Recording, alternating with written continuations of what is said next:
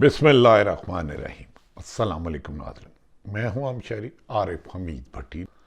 नाज़रीन, आज से कमो बेशतर 22 माह पहले तहरीक इंसाफ के चेयरमैन इमरान खान ने जो कहा था सच साबित हुआ।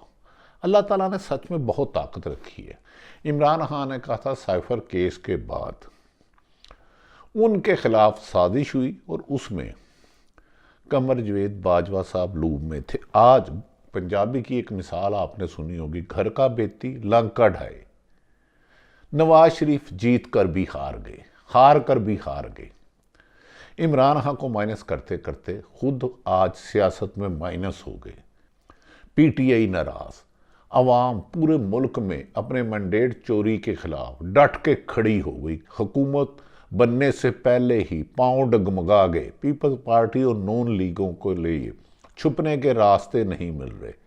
नाज़रीन, पीडीएम के साबिक सरबराह मौलाना फजलुर रहमान ने मुस्लिम लीग और नून लीग पीपल्स पार्टी की सियासत को अमलन ख़त्म कर दिया। अगर कोई साहिब इल्म अकल और गैर जानबदारी से देखे, इमरान खान के खिलाफ साइफर, जिसे एतजाज एहसन सिफर कहते थे, हिस्ट्री ने साबित कर दिया कि उन्हें सजाएं इंतकाम की बुनियाद पर एक हफ्ते में 31 साल की सजा गलत दी गई, जिसमें कानूनी बेकायदगियां और जालम और इंतकाम का अंसर शामिल है।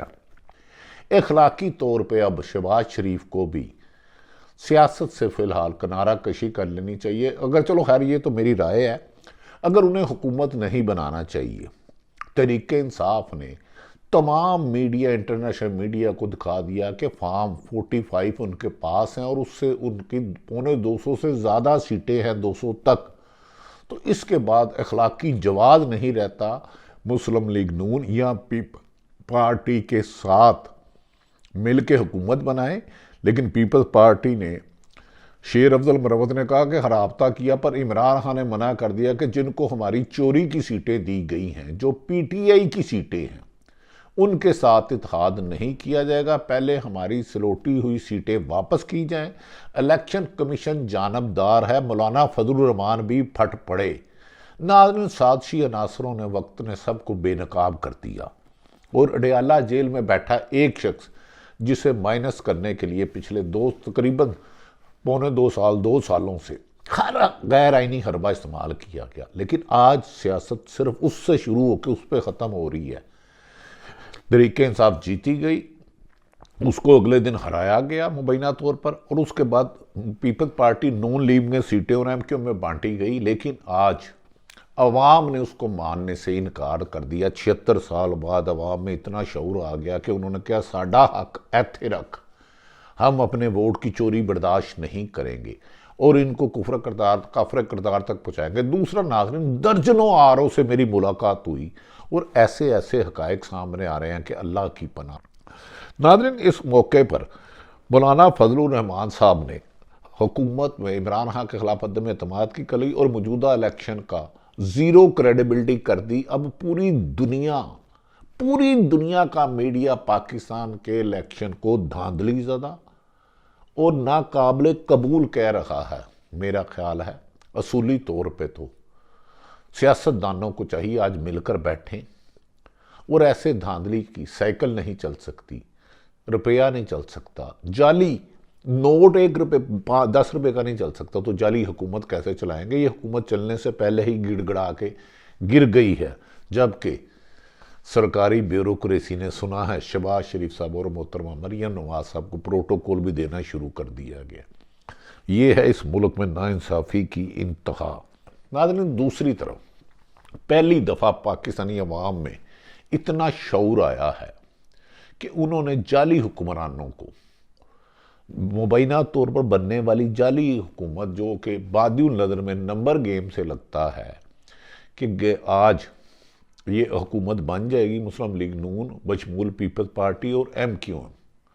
लेकिन नाज़रीन, बदकिस्मती देखें, जितने आज़ाद अरकान हुए हैं उन्हें मुबैना तौर पर पुलिस पकड़ती है, ले जाती है, तशद्दुद करती है और फिर उन्हें मुस्लिम लीग नून में शामिल कराया जाता है।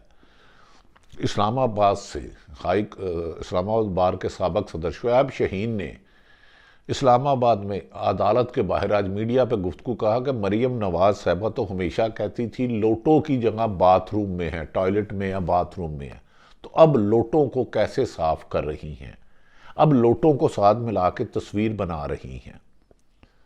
अब लोटों को साथ लेकर मरीम नवाज क्या जमहूरियत की दावेदार हो सकती हैं? मिसाक जमहूरियत तो दफन कर दिया। उन्होंने कहा जो मंडी लगाई हुई है, यहाँ किसी को खौफजदा किया जा रहा है, पुलिस और इंतजामिया के जरिए मारा पीटा गिरफ्तार किया जा रहा है। पीटीआई के दर्जनों कामयाब होने वाले रहनुमाओं ने दावा किया है कि उनके कारोबार को बंद किया जा रहा है और उन्हें प्रेशराइज किया जा रहा है कि मुस्लिम लीग नून में शामिल हों या इस्तेकाम पार्टी में, वरना आपकी आज़ादी, आपकी सीटें भी ख़त्म कर दी जाएंगी, इलेक्शन कमीशन से आपके खिलाफ फैसला आएगा और हम आपका कारोबार नहीं चलने देंगे। नाज़रीन, लाहौर से एक एमपी कामयाब हुए रशीद भट्टी, हमारे बड़े काबिल एहतराम हैं, उनके साहबजादे।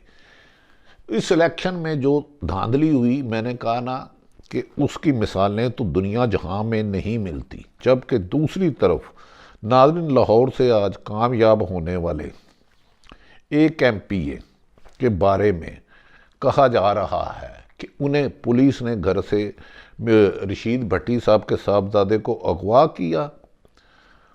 अहमद रशीद भट्टी नाम बताया जाता है और ले गए और उनको दबाव डाला जा रहा है कि वो मुस्लिम लीग नून में है। इसी तरह दर्जों है। दूसरी तरफ अडयाला जेल में बैठे इमरान खान से जब उन्होंने, उनके साथ जमात के लोगों ने कहा, उन्होंने कहा कि मैं आखिरी दम तक जमहूरियत और पाकिस्तान की अवाम की आज़ादी की जद्दोजहद जारी रखूँगा, मर जाऊँगा, धांधली करने वालों से डील नहीं करूँगा, मेरे साथ जिसने भी राब्ता करना है मुझसे राब्ता ना करे। सिर्फ पीटीआई की जीती हुई सीटें जिन्हें धांधली, चोरी और आरओ को अगवा करके बकौल उन्होंने मुबैना तौर पर इल्ज़ाम लगाया है, पीपल्स पार्टी और नून लीग को, एमकेएम को दिया वापस की जाए और जमहूरियत को चलने दिया जाए, हम वादा करते हैं।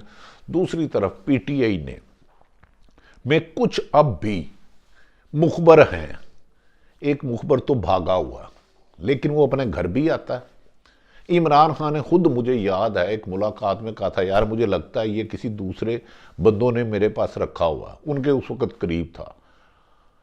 तो वो मुखबरियाँ कर रहा है पीटीआई की। लेकिन पीटीआई के जो सिंसियर लोग हैं, इमरान खान ने कहा किसी के साथ भी कोई डील नहीं होगी, फैसला जो अवाम ने किया है वही हतमी फैसला होगा, पुरअमन जद्दोजहद जारी रखेगी, सियासी सड़कों पर एहतजाज होता रहेगा और आईनी हम अदालतों से जाएंगे।